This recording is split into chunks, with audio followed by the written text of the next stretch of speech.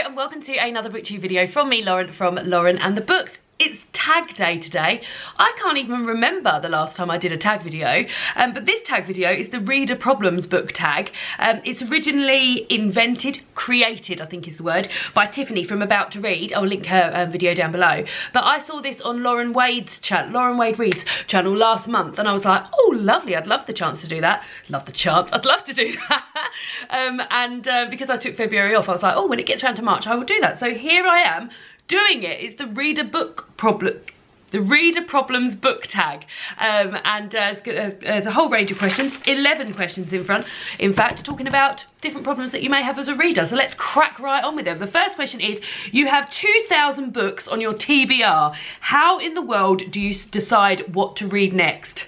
Good question. Well, first of all, currently I run 3 book clubs, so I always sort of work out when my book clubs are coming up, when I need to have this certain book read, etc. So that's sort of like my go-to, and I'm quite fortunate that all the book clubs that I run are books that I'm interested in reading. So that's my first go-to, is like, have I got any book clubs coming up which I need to have that book read by. Then there's also, I take into account what's going on at that time. So for instance, it's March, and at the moment I'm taking part in the Irish Readathon. So I sort of look and see if I've got any Irish books, etc, etc, and would read those. And then also the Women's Prize long list has just been announced, so I'd be reading books off of that long list as well. So I guess it depends sort of like what time of year it is, and also like, again, what time of year it is. I quite enjoy reading seasonally, so I'd pick up books that are set in the winter, and books that are set in summer in the summer. That's what reading seasonally means. So I would do that, and then probably hyped books, any books that I've seen on YouTube recently, I'm like, oh yeah, I'll definitely give that a go. And then, I guess after that point, I go to my shelves and just have a little browse, which doesn't really happen very often. But yeah, that seems mad, doesn't it? To have all these books and to think you don't really browse them very often. It's just highlighting the actual problems I do have. Question 2 is, you're halfway through a book and you're just not loving it. Do you quit or are you committed? I quit it. Absolutely quit it. I used to persevere, but for me, as I've just said, there's so many books that I would like to read that wasting my time on books that I am not enjoying is just completely counterproductive for me, so I will not do that. The only time, so as I said, I host 3 book clubs, and even now I think if I was really hating a book, I'd give it a really good go, and enough so that I would be able to ask questions on that book and be able to respond on that book. But even so, if I was hating it, I just wouldn't finish it. It's only been 2 books that I've given 1 star this year. The first one was a Daphne du Maurier book. Both of them were book club books. So the first one was Daphne du Maurier, which I finished, probably because Daphne du Maurier is my beloved and I wanted to finish it for her, and I finished that. And then Murder on the Orient Express I also gave 1 star, because I was really not enjoying that, but I was thinking, oh, it's one of those books where I kept thinking it's going to pick up, and it just never picked up for me. So yeah, so I quit it, but those are 2 examples of when I've persevered. Question 3 is, the end of the year is coming and you're so close but so far away from your Goodreads challenge. Do you try and catch up, and how? So up until this year, yes, I absolutely would have tried to catch up. Particularly, I'm quite fortunate, I guess, because in December I read all sort of seasonal reads, Christmassy books, and within those, Minnie's being so cute on the sofa. She's just sort of grooming herself and it's lovely. And within those books, there's lots of picture books and little poetry collections and things like that. So December is sort of like a month where I read quite a lot anyway. But yeah, I guess that's, or I'd set myself like a certain amount of pages I want to read a day, in order to get that target up. But this year I decided to set my Goodreads challenge at a challenge of 1 book, which I've already completed. So this year, at the end of the year, there'll be no stressing. Not that I ever really stressed, but no thinking, oh, like you could do this if you picked up your reading a little bit. So yeah, it's quite freeing, really. I'm free. Question 4 is, the covers of a series you love do not match. How do you cope? And I just cope. It really doesn't bother me if the books in the series don't match. I sort of love what's on the inside, really. And I guess because I arrange my books by colour, you can see here, that if the books are, even if they look similar, if they're a different colour spine, they'll end up separate on the shelf anyway. So yeah, for me, it doesn't really matter. Question 5 is, everyone and their mother loves a book you really don't like. Who do you bond with over shared feelings? So I guess I would mention it in a video. And also this year, before things are even coming out in a video, I'm log in all my reading on my Instagram account. So I do like a little screenshot with the book and then how many stars I gave it and then a little synopsis of what I thought about the book, and then I would give a book review in like a haul or something, in a wrap up or something. And yeah, I guess there's no one particular person, because all of my friends are such varied readers. It would very rarely happen that like we've read a book at the same time or anything like that. So yeah, I'd always mention it to my friends, like, oh, I did like that, or I didn't like that.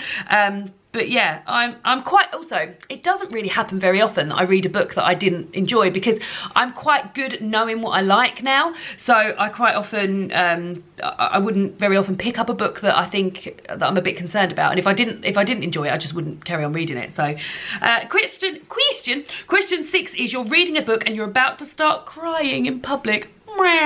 How do you deal? Just let it all out. Let the tears come. I have been in a situation many a time where I've sometimes even just listening to, I'm quite an emotional person, and sometimes just listening to a song on a train and like one solitary tear will just roll down the cheek.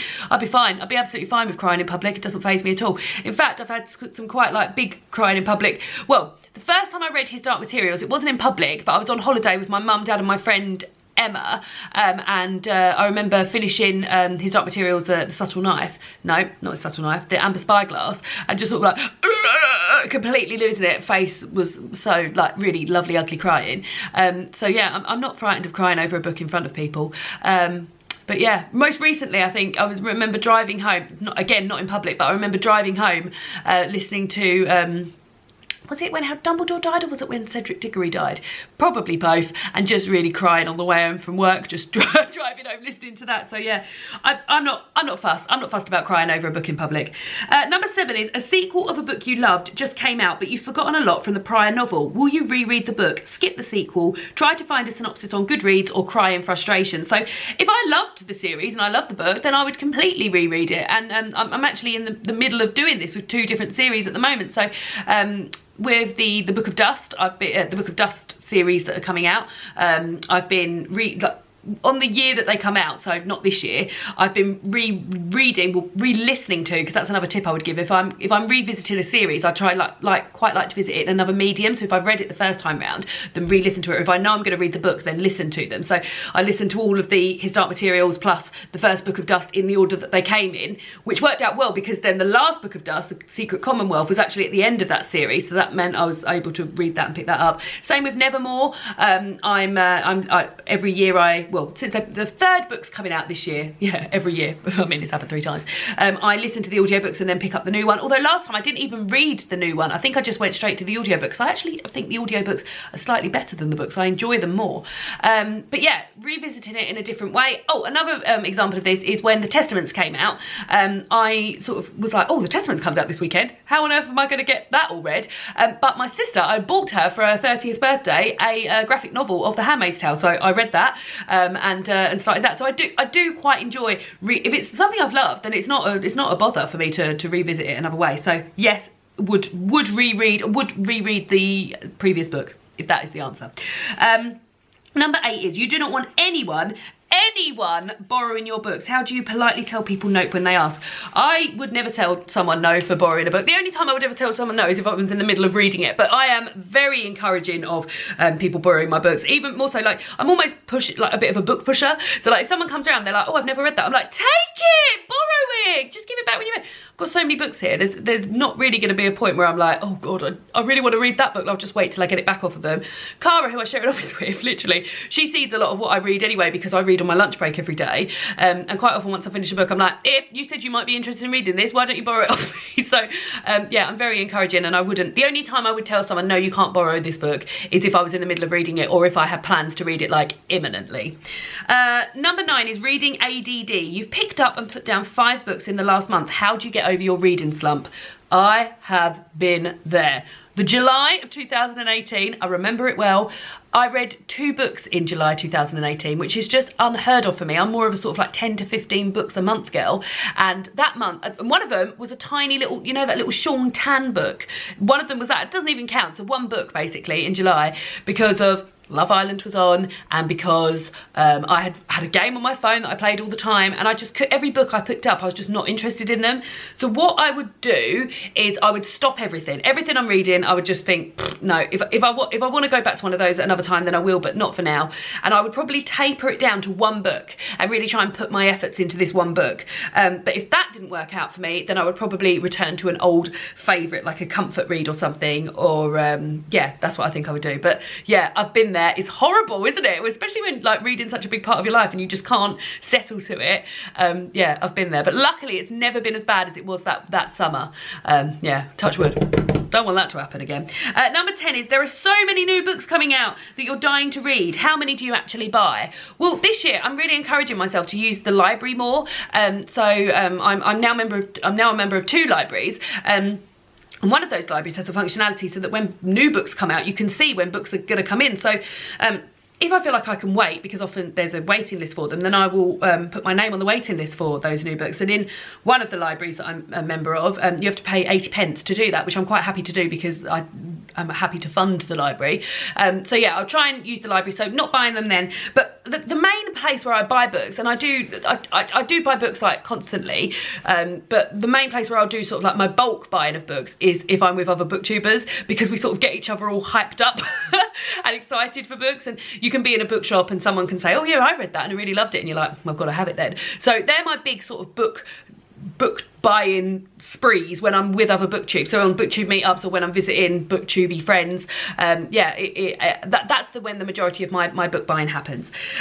11, after you've bought the new books you can't wait to get to, how long do they sit on your shelf before you get to them? Guys, they sit there a long time. Like I said, I've always got books that I need to read because of book clubs and book readathons I'm taking part in and things like that. So quite often I'll buy a book. Let me have a look at this shelf and think of a book that I was so excited to get to and I still haven't picked it up. Yeah, I've got one. I'm not going to take it off the shelf because it's under a picture of me and David and Minnie. I mean, you can have a look at that. But The Fair Fight by Anna Freeman, which is here. I read, when we went on holiday last year, I read 5 Days of Fog by Anna Freeman and loved it. Really, really loved it. And had been meaning, like, I knew Mercedes had read that. I think I've spoken to Simon about it before. I can't remember if he's read it, but I remember seeing it on the shelves at his house. The Fair Fight, which is about female wrestling in the Victorian times, and I was like, God, I've got to buy that book, and I bought it, so excited. I was like, I'm going to read that in January. I'm going to read that in February. It's still there. So that's a couple of months, and I bought that online because I wanted it so badly. I bought it online, and yeah, still haven't read it. So yeah, they sit there for a while. So yeah, so those are the questions of the book. Forgotten what it's called. So those are the questions of the Reader Problems book tag. Let me know what your answers to these questions are. Very, very interested. Or if you've done this book tag, then do let me know, because I'd love to watch, because I feel like they're really great questions to sort of get chatting about books and stuff.